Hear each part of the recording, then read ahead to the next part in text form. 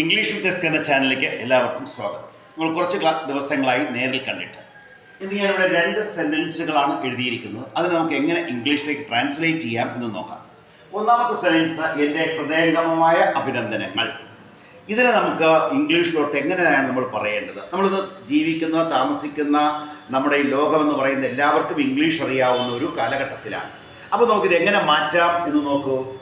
എൻ്റെ എന്താ മൈ ഹൃദയംഗമമായ, ഹൃദയം എന്ന് പറഞ്ഞാൽ heart, hearty, my hearty congratulations.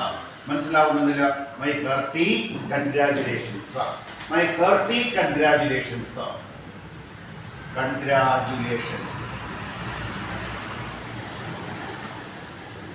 ഇതാണ് ഇതിൻ്റെ English translation, my hearty congratulations. മറ്റൊരു സെന്റൻസ് എന്താ?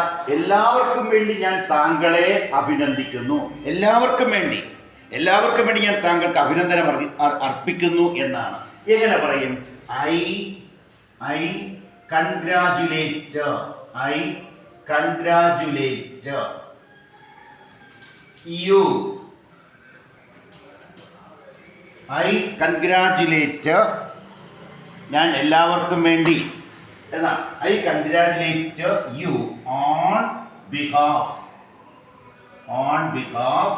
Of all. ഇതാ. അപ്പോൾ എങ്ങനെയാണ് അത് ട്രാൻസ്ലേറ്റ് ചെയ്തിരിക്കുന്നു?